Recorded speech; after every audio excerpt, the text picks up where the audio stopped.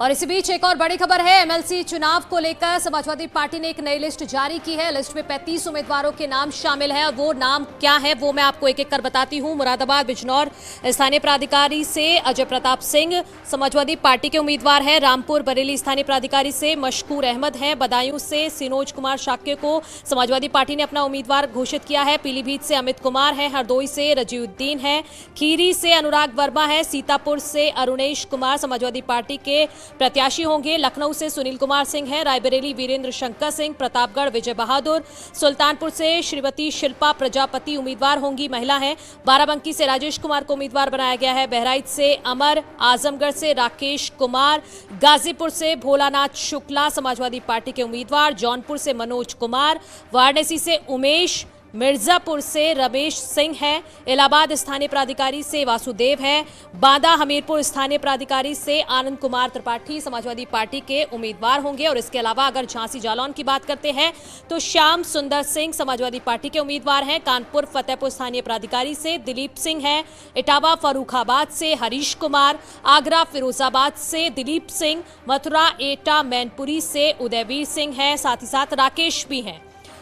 अलीगढ़ से जसवंत सिंह होंगे। और बुलंदशहर स्थानीय प्राधिकारी के जो लिस्ट में नाम लिखा है उसके सामने लिखा है आरएलडी, तो यहां से आरएलडी का प्रत्याशी हो सकता है। मेरठ गाजियाबाद के सामने भी आरएलडी लिखा हुआ है, तो यहां से भी आरएलडी का प्रत्याशी हो सकता है। मुजफ्फरनगर सहारनपुर से मोहम्मद आरिफ को उम्मीदवार बनाया गया है। गोंडा स्थानीय प्राधिकारी से भानु कुमार त्रिपाठी उम्मीदवार होंगे। फैजाबाद से हीरा लाल। बस्ती सिद्धार्थनगर से संतोष सनी उम्मीदवार होंगे।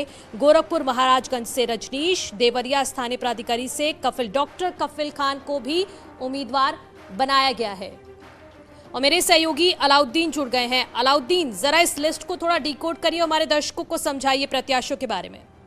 देखिए, समाजवादी पार्टी 15 तारीख से लगातार एमपीसी इलेक्शन को लेकर के लिस्ट जारी कर रही थी, लेकिन एक कंपाइल लिस्ट का इंतजार था। इस बात को मदद मिल रही है इस लिस्ट के बाद कि 2 सीटें समाजवादी पार्टी ने आरएलडी को तो दी हैं, बुलंदशहर की सीट और मेरठ और गाजियाबाद की सीट। दूसरा जो है, इन 36 सीटों में से मथुरा एटा मैनपुरी की जो सीट थी, इसमें 2 सीटें आती हैं मथुरा एटा मैनपुरी में।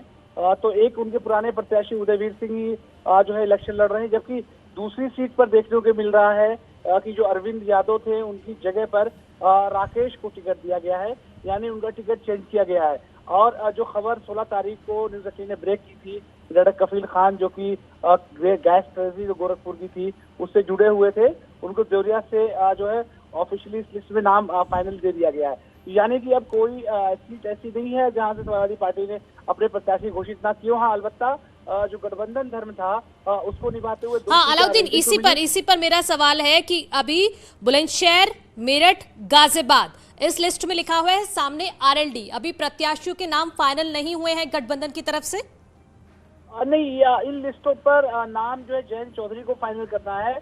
उम्मीद की जा रही है कि आज वो फॉर्म में भी जारी कर देंगे, क्योंकि आपको याद होगा कि कल जिस तरह से डॉक्टर मसूद जो कि उनकी पार्टी के स्टेट प्रेसिडेंट थे, एक लेटर बम जारी किया था। उन्होंने कहा था कि पार्टी में सब कुछ ठीक नहीं चल रहा, पैसा लेकर के टिकट दिया जा रहा है, और खास तौर से जिस तरह के इल्जाम उन्होंने संगीन लगाए थे विधानसभा इलेक्शन के बाद, उसके बाद से माना जा रहा था कि कहीं गठबंधन में खटास तो नहीं है। लेकिन इस लिस्ट के बाद ये बात साफ हो गई है कि दोनों पार्टियों ने मिल करके ही इलेक्शन को लड़ने का फैसला किया है।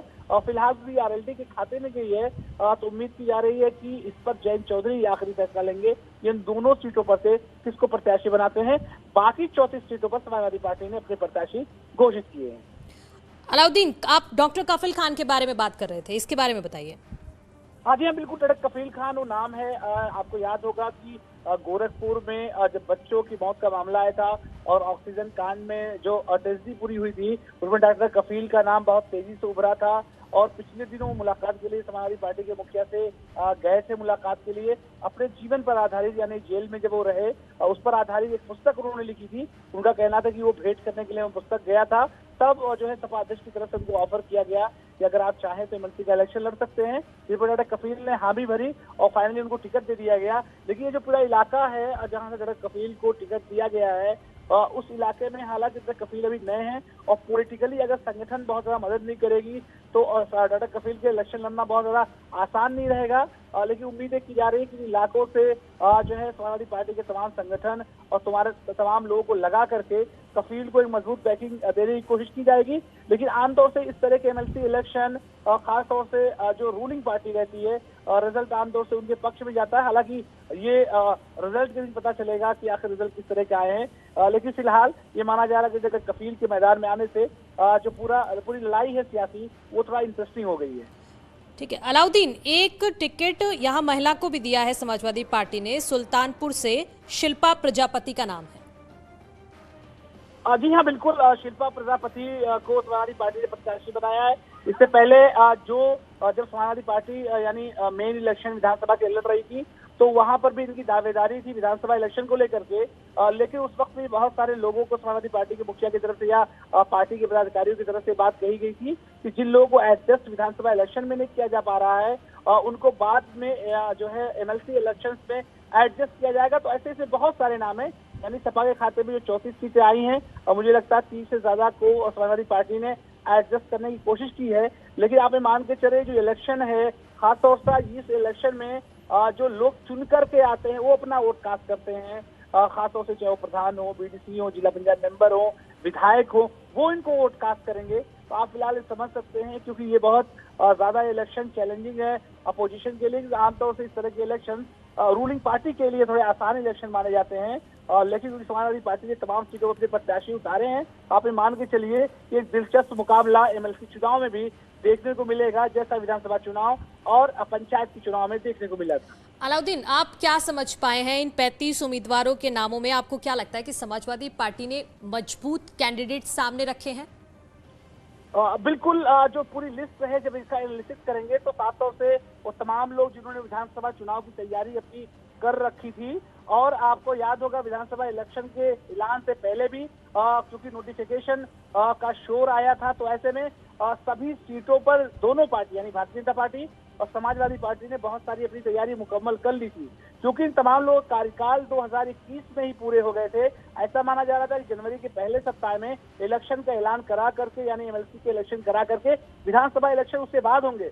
लेकिन क्योंकि विधानसभा इलेक्शन पहले हो गए और एमएलसी इलेक्शन को पोस्टपोन किया गया तो आप ये मान करके चले कि बहुत सारे प्रत्याशियों ने अपनी तैयारी पहले से करके रखी थी, चाहे वो फील्ड वर्क रहा हो या रिसर्च का काम रहा हो या तमाम जीते हुए जो प्रत्याशी जिनके वोट उनको लेने हैं उन तमाम लोगों से बातचीत का सिलसिला भी उन लोगों ने चालू कर रखा था। तो लेकिन क्योंकि इलेक्शन आ गए विधानसभा के बीच में तो ऐसे में पोस्टपोन हुआ। लेकिन इस लिस्ट को देख करके मैक्सिमम जगहों पे लगता है कि उन तमाम लोगों को एडजस्ट करने की कोशिश की गई है जिन लोगों को विधानसभा इलेक्शन में बहुत सारे लोगों की दावेदारी थी और जिनको टिकट पाने की उन लोगों को टिकट नहीं मिल पाया था। तो ऐसे में इसके जरिए से तमाम चीजों की भरपाई करने की कोशिश की गई। बिल्कुल बिल्कुल, बहुत शुक्रिया आपका तमाम जानकारी के लिए।